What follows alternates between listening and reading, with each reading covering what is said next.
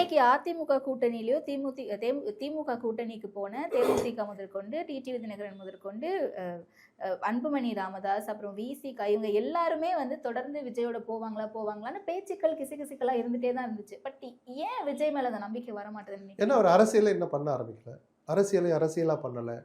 ஏதோ ஒரு நல்ல ஒரு இளைஞர், அரசியலை பொறுத்த வரைக்கும் விஜயனுடைய வயது இளைஞருக்குரிய வயது தான் நான் சொல்லுவேன். நல்ல வயசு இருக்கு, மிகப்பெரிய செல்வாக்கு இருக்கு. ஒரு புதிதாக வர்ற ஒரு கட்சிக்கு ஆட்சியை பிடிக்க நினைக்கிற ஒரு பிரபலத்திற்கு அடிப்படை தேவையா இருக்கிற அந்த அறிமுகம் இருக்குல்ல, அது இயல்பாவே கடவுள் அவருக்கு ஒரு வரம் மாதிரி கொடுத்துட்டார். ஒரு வீட்டுக்குள்ள போய் உட்காந்துருக்கிறார் இப்போ திரைகள்ல நடிகராக. அப்போ ஒரு தலைவரா மாறணும், ஒரு அரசியல்வாதியா மாறணும், முதல்ல அரசியல் பண்ணணும். அதை விட்டுட்டு 1000 வியாக்கியானம் பேசுறாருல, அதுதான் நமக்கு பரிதாபமா இருக்கு. அது வீரம்னு ஒரு ஆங்கிள் பார்க்கலாம், ஏன்னா இன்னொரு ஆங்கிள் நல்லா பிரிச்சு போட்டு பார்த்தா அது பரிதாபப்படுற மாதிரி தான் இருக்கு. ஒரு அரசியல் கட்சியினுடைய தலைவர் செயல்படுகிற விதம் அது அல்ல, அல்லது தலைவர் என்று தன்னை கருதி கொள்பவர் செய்கிற விஷயம் இப்படி அல்ல. மக்களோடு நெருங்குவதற்கே தயங்குறார், அதுக்கு 1000 வியாக்கியானம் சொல்றார். இதெல்லாம் தமிழ்நாட்டில் எடுபடாது, எடுபடக்கூடாது. இந்த மாதிரி விஷயங்கள்ல தான் பல பேர் தயங்குறாங்க.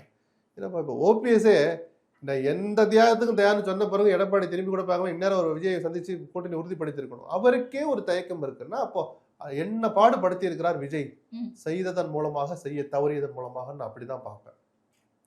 விஜய் தன்னை திருத்திக் கொள்ளாத வரை, மாற்றிக்கொள்ளாத வரை, அரசியலாக செய்யாத வரை அவர் அடைய நினைக்கிற உயரத்தை அவ்வளவு எளிதில் அடைய முடியாது. திரும்ப சொல்றேன், அடையக்கூடாது.